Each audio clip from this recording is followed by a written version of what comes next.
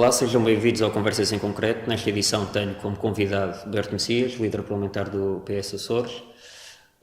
Berto Messias, atualmente o panorama político regional centra-se no Plano de Orçamento para 2012. Quais são as linhas estratégicas do Partido Socialista para o Plano de Orçamento? Antes de mais, agradecer o convite da equipa do Em Concreto. Bom, o Plano de Orçamento tem, tendo em conta a forma como está feito, tem um fortíssimo cunho social e é essa a sua obrigação nesta fase. Como se sabe, nós estamos confrontados com dois problemas de base, devido a problemas externos que condicionam em grande medida esse orçamento. Refiro-me ao plano de austeridade imposto pelo Governo da República e também à conjuntura financeira externa e ao grande problema que isso provoca na banca e, portanto, este orçamento terá que ter um fortíssimo cunho social de apoio às famílias, de apoio às empresas, permitindo que consigam contornar esta fase mais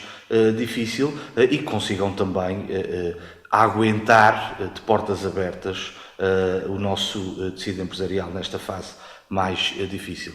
Nós, por exemplo, é um exemplo que lhe dou para que perceba a conjuntura em termos de problema de financiamento da banca. Nós, em 2007, os bancos açorianos injetaram na economia açoriana cerca de 620 milhões de euros. Hoje, passados pouquíssimos anos, tem uma contribuição negativa em termos de contribuição e de injeção desse valor na economia de menos 67 milhões de euros. Ora, isto provoca naturalmente grandes instabilidades e grandes desequilíbrios na sociedade açoriana. Além disso, também temos o plano de austeridade nacional, que tem um impacto brutal, e isso será já perfeitamente perceptível este Natal. Para ter uma ideia, com base nos 110 mil trabalhadores que temos nos Açores, tendo em conta o seu salário médio e tendo em conta também o cálculo da tal sobretaxa que retira esse subsídio de Natal a muita gente, estamos a falar de cerca de 20 milhões de euros que não entram na economia açoriana, e isto provoca naturalmente imensos desequilíbrios e este orçamento tem que fazer face a essas dificuldades com uma grande dimensão social e por isso não será um orçamento, não poderá ser um orçamento de financiamento estrutural dos setores estratégicos dos Açores. Terá que ser, sobretudo, eu diria que um orçamento almofada que impeça um impacto muito negativo na vida dos açorianos nesta fase. Será então uma almofada para as famílias, por via do apoio social, mas será também uma almofada para as empresas? Sim, Suponho linhas de crédito para as empresas? Sim, também. Linhas de crédito. Haverá uma vertente de reforço dos apoios sociais, do complemento regional de pensão, do complemento ao abono de família, e haverá também o reforço e o apoio em termos de linhas de crédito às empresas que permitam precisamente aquilo que me referi há pouco, ou seja, garantir que, apesar da conjuntura e desta fase tempestuosa, conseguimos estancar e amenizar e minimizar também os impactos desta crise externa. Nos últimos tempos houve declarações de responsáveis do Governo a afirmarem que a região melhor que pode fazer é minimizar o impacto da crise. Isso não é um contexto um bocado limitado por uma região que pretendia continuar o seu crescimento natural dos últimos anos, que foi interrompido pela crise internacional? Sim, mas dentro dos instrumentos públicos que temos ao nosso dispor, dentro dos instrumentos financeiros que este orçamento regional garante, é aquilo que está ao nosso alcance. Não temos, como se sabe, recursos ilimitados, temos as transferências que vêm do Orçamento Geral do Estado, temos as receitas próprias da região, temos também os fundos comunitários, e dentro dessa conjuntura garantimos um grande valor de investimento público, na casa dos 45%, o teor de investimento no âmbito do plano e orçamento, que tem é que ser revisto e orientado para aquilo que interessa às empresas e às famílias e garantindo também a aposta, apesar das dificuldades, garantindo a aposta naqueles que nesta fase são os setores que se constituem como setores de valor acrescentado para a região, que são reprodutivos e que permitem também reduzir as importações e aumentar o nível de exportação. Refiro-me ao caso do turismo, refiro-me ao setor primário, às pescas e à agricultura e refiro-me também ao setor da transformação. Nesta fase não é possível, e temos que assumi-lo, no próximo ano de 2012, não será possível investimentos de grande alcance estratégico e estrutural para o futuro. Será uma fase de investimentos nestas 4 áreas que nos garantem e nos permitem o tal valor acrescentado e, por outro lado, terá que ser, todos os esforços terão que estar na área social de apoio às famílias açorianas e também uma vertente de defesa e de alavancagem da nossa economia e das nossas empresas, porque também não podemos ter uma visão depressiva e miserabilista, ao mesmo tempo que temos que ajudar as famílias e ajudar aqueles que mais precisam e que estão mais sujeitos aos impactos desta crise, temos também que ter a capacidade de alavancar a economia naquilo que se constitui como algo reprodutivo no imediato. No panorama político, perdão, novamente, no panorama político houve já propostas de outros partidos, nomeadamente o maior partido da oposição, o PSD, fala em cortes das gorduras da região. A par do que também o PSD Nacional referiu em campanha eleitoral dos cortes das gorduras do Estado. O que é que pensa dessas propostas do PSD? Bom, nós estamos naturalmente abertos a contributos de todos os partidos. Nós não aprovamos ou classificamos propostas com base no seu autor, mas sim com base naquilo que acrescentam ou que contribuem para mais desenvolvimento e melhores políticas públicas na região. Aquilo que no caso a que se refere, aquilo que podemos constatar é que nos últimos tempos temos ouvido vários dirigentes e protagonistas políticos do PSD a afirmar que era necessário reduzir nas gorduras e que teriam, nas tais gorduras da administração regional, e que teriam propostas concretas que iriam permitir reduções na casa dos 20 milhões de euros nessas gorduras.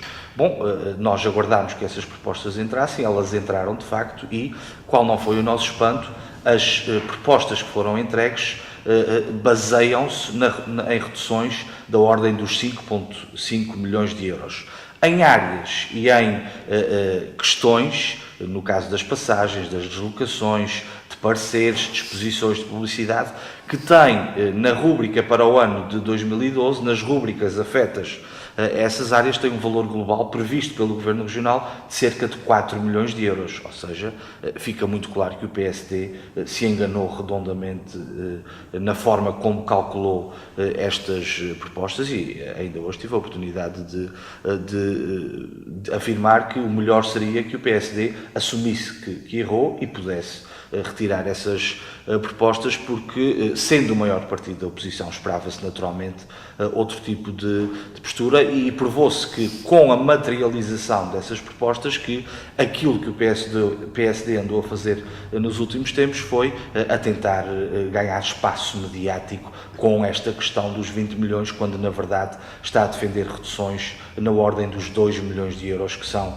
0,2% de todo o plano e orçamento. É por isso um processo que eu devo dizer, e tenho pena de o dizer, porque o PSD é um partido muito importante do panorama político regional, é um partido também que já deu muito aos Açores, e espera-se que nesta fase difícil, uma fase que exige muito dos agentes e dos protagonistas políticos, que desse outro tipo de contributo. E é como lhe digo, estamos sempre, como sempre estivemos, disponíveis para aprovar e aceitar propostas dos outros partidos, desde que sejam sérias, credíveis e tecnicamente sustentadas.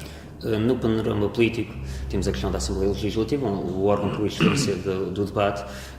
Como vê que o povo açoriano encara os debates na Assembleia Legislativa? Acha que neste momento a Assembleia sai credível no plano da austeridade, nos comportamentos dos deputados, em todas aquelas pequenas trincas políticas que acontecem? Qual é a sua opinião? Bom, é sabido que os políticos têm uma má imagem perante a sociedade e perante os cidadãos. E nós temos que, todos os dias, tentar contrariar essa imagem. É certo também que, se hoje os políticos têm uma má imagem, e se hoje a maioria dos cidadãos não confia nos seus políticos, isso é, em primeira instância, culpa dos políticos. Mas eu acredito convictamente que nós temos hoje muitos mais bons políticos do que maus políticos. Esta posição decorre do facto de, em muitos casos, muitos políticos não responderem da melhor forma ao direito que os cidadãos lhe conferem através do seu voto para desempenhar cargos públicos. Muitos políticos não conseguem corresponder às preocupações e aos anseios da população, mas julgo que na região temos desenvolvido um trabalho muito positivo e também devo dizer que os cidadãos têm que perceber que o debate político, o debate parlamentar é normal, é natural e que desse debate muito intenso ou menos intenso deve surgir sempre propostas concretas que melhorem a vida das pessoas. E de facto tem sido assim, apesar de episódios menos felizes, apesar de situações menos felizes. Aquilo que nos move, pelo menos ao Partido Socialista e ao grupo parlamentar a que eu presido, é melhorar diariamente as condições de vida das populações, sabendo, naturalmente, e isto decorre de uma conjuntura mais global e não tão localizada nos Açores, sabendo que os políticos têm hoje uma má imagem generalizada e isso tem que ser contrariado todos os dias. E é uma nova geração que poderá encarar esse futuro a nível político, uma vez que é líder parlamentar bastante jovem, no contexto mesmo da Assembleia Legislativa. Acha que esta geração trará algo de novo, tanto no PS como nos outros partidos? Bom, não se trata de achar ou não, essa é a nossa obrigação. Nós, enquanto agentes do sistema político mais jovens, temos essa obrigação, temos de introduzir novos métodos, novas formas de eleição, novas formas de proximidade aos cidadãos, novas formas de mensagem e temos que, sobretudo, garantir um pressuposto que para mim é crucial, que é o pressuposto da proximidade. Tem que terminar de uma vez por todas a visão de um político como alguém que está num pedestal longe dos cidadãos. Eu sou, felizmente e com muito orgulho, um homem do povo. Todos os políticos são ou devem ser homens do povo, normais, iguais a todas as outras pessoas, iguais a todos os seus pares.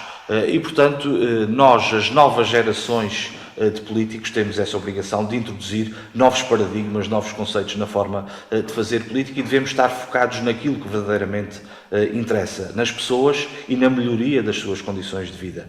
Porque parece-me também, essa é uma experiência que tenho tido ao longo dos últimos anos, parece-me que muitas vezes os políticos e a política, a vida política ativa normal, perde muito tempo com coisas que se calhar não têm assim tanta importância. E noutros casos até temos políticos que julgam que a sua ação está circunscrita às quatro paredes de um gabinete ou circunscrita às quatro paredes de uma sala de reuniões. E não pode ser assim, de facto, aquilo que tem feito, quer no grupo parlamentar, quer também no âmbito das funções que tem na Juventude Socialista, é estar junto das pessoas, estar no terreno, sentir junto das pessoas aquelas que são as suas dificuldades, porque só assim é que faz sentido desenvolver a atividade política. Falando num novo paradigma da atividade política, é nesse contexto que se insere a candidatura de Vasco Cordeiro às regionais de 2012, uma vez que foi o candidato escolhido pelo Partido Socialista. Sim, também o Vasco Cordeiro representa, como ninguém, a ambição, o conformismo e até a irreverência que a juventude tem que ter nesta fase, com a experiência e até a dimensão institucional que se exige a um presidente do governo. E, portanto, estou convicto que o Vasco Cordeiro é de longe a melhor solução para continuar a levar em frente este projeto modernizador dos Açores, que o Partido Socialista começou em 1996. E isso decorre não só do seu perfil, mas também das pessoas que o rodeiam e da própria energia inovadora e geracional, em termos de novas gerações, que o Vasco Cordeiro representa, e portanto estou certo que o Partido Socialista tem em torno do Vasco Cordeiro todas as garantias e tudo aquilo que é necessário para voltar a vencer as eleições em 2012, iniciando naturalmente